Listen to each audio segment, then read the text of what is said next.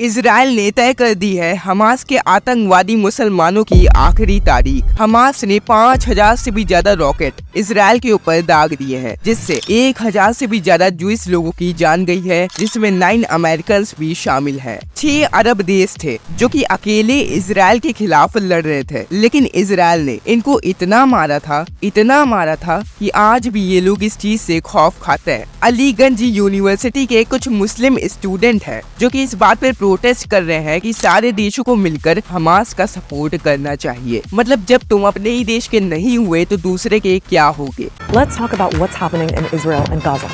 في هذا المسار الاستراتيجي.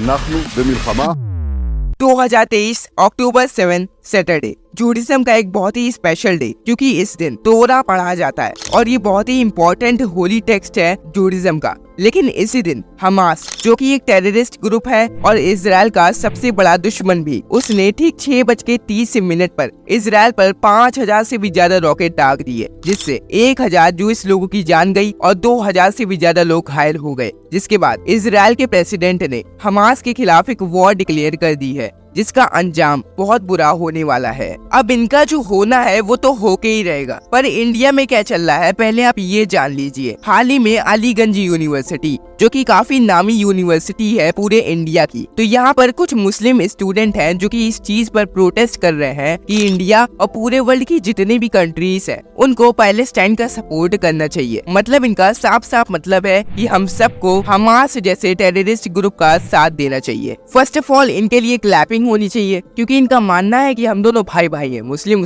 भाई भाई हैं, तो हमें उनकी मदद करनी चाहिए। अब ऐसे तो कल को अगर पाकिस्तान ने इंडिया के ऊपर हमला कर दिया तो आप तो एक हो जाओगे, मुस्लिम भाई भाई, और आप इंडिया के ही लोगों को मारना चालू कर दोगे। मतलब जब तुम अपने ही देश के नहीं हुए तो दूसरे के क्या होगे। और मैं ऐसा क्यों कह रहा हूँ ये आपको आगे पता चल जाएगा। दरअसल क्या आपको पता है, ये जो जितनी भी मुस्लिम कंट्रीज है, इनमें जब कोई वॉर होती है तो यहाँ के रेफ्यूजीज हमेशा यूरोप की तरफ क्यों भागते हैं? क्योंकि यूके, फ्रांस, यूएसए ये वो देश है जो कि इन रेफ्यूजीज को अपने देश में एक्सेप्ट करते हैं। और आज फ्रांस में जो दंगे होते हैं वो इनका सबसे बड़ा कारण है। और ये मैं नहीं कह रहा हूँ, ये पोलैंड के प्रेसिडेंट कह रहे हैं। और जो अफगानिस्तान वॉर हुई थी तो यहाँ के जो रेफ्यूजीज थे उनको ईरान, पाकिस्तान, जी हाँ पाकिस्तान, जो कि आज खुद अधमरी हालत में है, उसने भी इन सबको एक्सेप्ट अपने देश में किया था। साथ ही यूके, यूएस, फ्रांस, इंडिया जैसे कई देशों ने इन्हें एक्सेप्ट किया था। लेकिन यहाँ पे सऊदी अरेबिया का नाम आपको नहीं मिलेगा।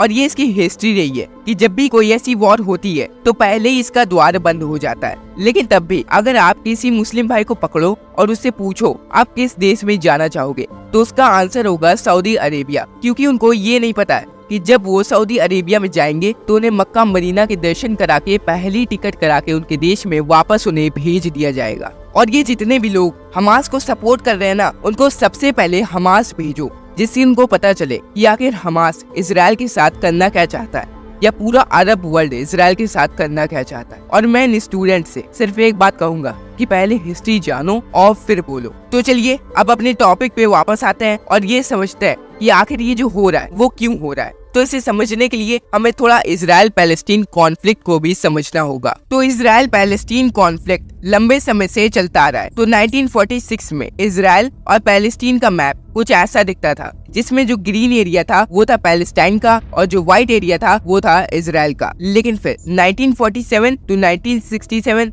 टू 2023 में ये कुछ ऐसा हो गया, जिसके पीछे का रीजन है अरब कंट्रीज का लालच। दरअसल जो इजराइल है वो एक जूस लोगों का देश है और ये चारों तरफ से अरब कंट्रीज से घिरा हुआ है, और ये चाहते थे कि 1% भी लैंड एरिया जूस लोगों को ना दिया जाए, जिसके लिए ये बहुत सारी वॉरें करते हैं, जैसे 1946 वॉर, 1947 वॉर और 1967 वॉर, जिसमें हर बार इजराइल अपने लैंड एरिया को लगातार इंक्रीज करता रहता है। लेकिन फिर 1973 में योम किपुर वॉर एक ऐसी वॉर होती है जिसमें पूरा अरब वर्ल्ड इजराइल के खिलाफ होता है। दरअसल 1967 में द 6 डे वॉर में इजराइल ने इजिप्ट, सीरिया और जॉर्डन के कुछ बड़े हिस्सों को कब्जा लिया था। तो इसे वापस से छुड़ाने के लिए 6 अक्टूबर 1973 में रमजान के 10वें दिन पर इजराइल के योम किपुर पर हमला होता है सरप्राइजिंगली, जिसके लिए इजराइल बिल्कुल भी तैयार नहीं होता है। लेकिन यूएस की वजह से पहले तो उसे वेपन्स की मदद मिलती है जिससे वो वापस से रिकवर हो पाता है और वो काउंटर अटैक करना चालू कर देता है और अब वापस से इजराइल फ्रंट फुट पर आ रहा था। तो इजिप्ट के साथ साथ पूरे अरब वर्ल्ड के छक्के छूट रहे थे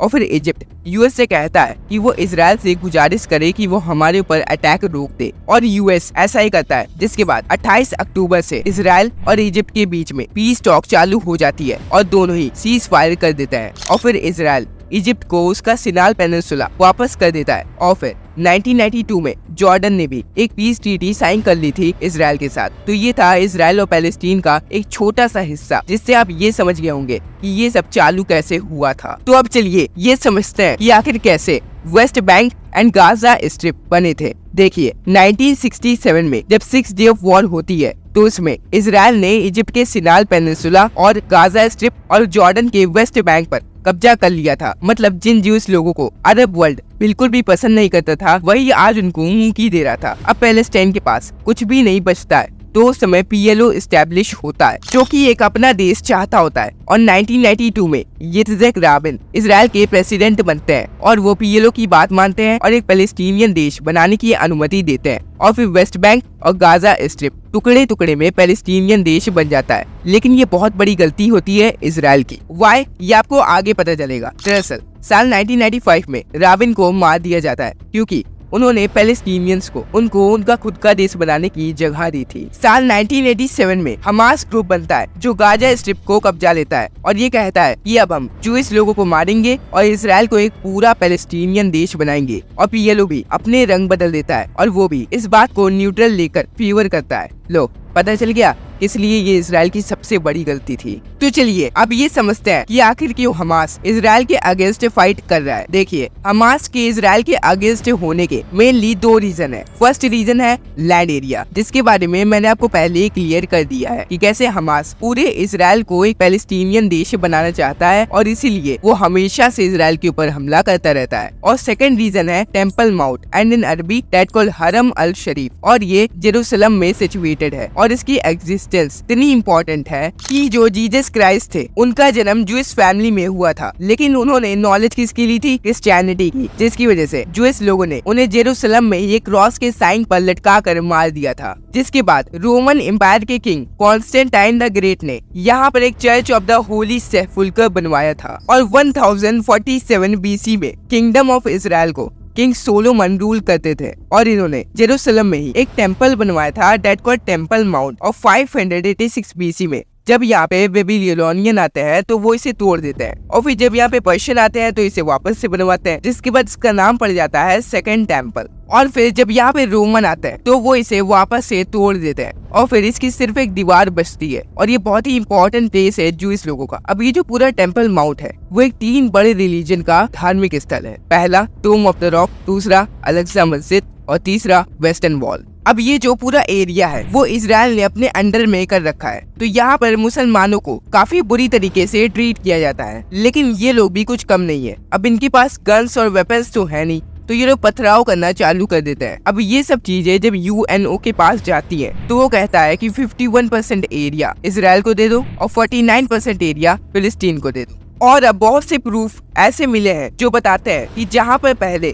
चर्च ऑफ द होली सेपुल्क्र हुआ करता था वहीं पर उसे तोड़कर डोम ऑफ द रॉक बनाया गया है और इसीलिए ये इतना कंट्रोवर्शियल प्लेस है। क्रिश्चियन, जूइश और मुस्लिम एक दूसरे से इसके लिए लड़ते ही रहते हैं और ये थे 2 मेनली रीजन जिसकी वजह से हमास इजराइल के ऊपर अटैक करता रहता है। लेकिन यहाँ पे सवाल आता है कि जो हमास ग्रुप है इसके पास हथियार आ कहाँ से रहे, क्योंकि जो गाजा स्ट्रिप है वो चारों तरफ से घिरा हुआ है, क्योंकि इसके पीछे है मेडिटेरियन सी, इसके बगल में है इजिप्ट और इसके आगे है इजराइल। तो अनुमान ये लगाया जा रहा है कि जो वेपन्स है वो इजिप्ट से आ रहे हैं जो कि ईरान दे रहा है। जी हाँ, ईरान, जिसको अरब देश पूछते तक नहीं है, वो इस हमास ग्रुप को खुल्लम खुल्ला सपोर्ट कर रहा है और इसमें चाइना का भी नाम आ रहा है और रशिया का भी नाम आ रहा है, जिसका रीजन ये निकल के आ रहा है कि जो रशिया और यूक्रेन वॉर में अमेरिका ने रशिया के ऊपर सेक्शन लगाए थे उससे यूक्रेन को काफी ज्यादा मदद मिल रही है। तो रशिया ने यूएस को इस वॉर में डाइवर्ट कर दिया है और अब वो अपनी वॉर जीत सकता है, ऐसा बताया जा रहा है। अब अगर देखा जाए तो हमास के साथ ईरान, हूती जैसे दुनिया में जितने भी बड़े आतंकवादी संगठन है वो हमास के साथ खड़े हो चुके हैं और पैलेस्टाइन के साथ पूरा अरब वर्ल्ड है और वहीं पर इजराइल के साथ अमेरिका है। और अमेरिका ने तो अपने एयरक्राफ्ट कैरियर्स और अपने वेपन्स को इजराइल की तरफ भेज दिया है और अमेरिका ने तो इजराइल से ये तक कह दिया है कि तुम हमास को मारो, हम खड़े हैं, तुम्हारे बीच में कोई भी नहीं आएगा। और इंडिया, यूके, फ्रांस जैसे कई देश इजराइल के साथ खड़े हो चुके हैं। अब अगर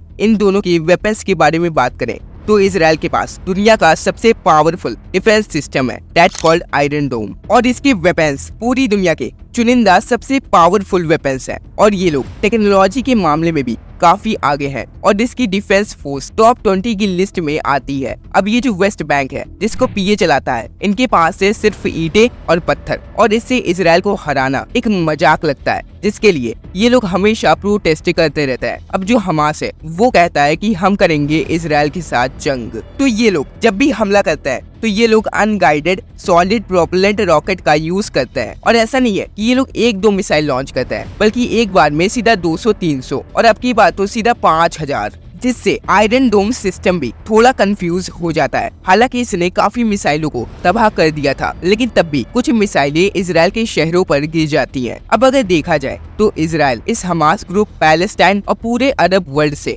डिफेंस पावर, वेपन्स पावर सब में आगे है। तो चलिए अब थोड़ा इन मुसलमानों की बैड थिंकिंग पे भी नजर डाल लेते हैं। अब मैं आपको पहले ही बता दूं कि मैं सारे मुसलमानों को टारगेट नहीं कर रहा हूँ, बट क्या आपको पता है कि इस्लाम में शराब हराम है और इनके यहाँ पे कोई जातिवाद का भी रूल नहीं है, बट इनके यहाँ पे एक चीज हराम नहीं है और वो है आतंक फैलाना। क्या आपने कभी ये सुना है कि चाइना में मुस्लिम्स और चाइनीज के बीच में कोई दंगा हो गया, या अमेरिका में ऐसा कुछ सुना है, या सऊदी में? अब आपने सुना कहाँ होगा? इंडिया में, पाकिस्तान में और फ्रांस में, क्योंकि चाइना, यूएस और सऊदी ये ऐसे देश है जहाँ पे इनके ऊपर काफी ज्यादा रूल्स एंड रेगुलेशन है। अब इंडिया में क्या है कि जो हाथ में मिला उठाया और पहुंच गए दंगा करने। और पाकिस्तान में हिंदुओं की क्या हालत है इसको तो मुझे एक्सप्लेन करने की कोई जरूरत ही नहीं है। और फ्रांस में भी ऐसा ही कुछ होता है, किसके नाम पर? धर्म के नाम पर, क्योंकि इन लोगों का एक मोटिव रहता है कि कर्म चाहे जो करो, धर्म बड़ा होना चाहिए। अब पूरे वर्ल्ड में 50 मुस्लिम कंट्रीज हैं और जो इस लोगों की सिर्फ एक कंट्री है और वो है इजराइल, और उसमें इनको इनका एक हिस्सा चाहिए।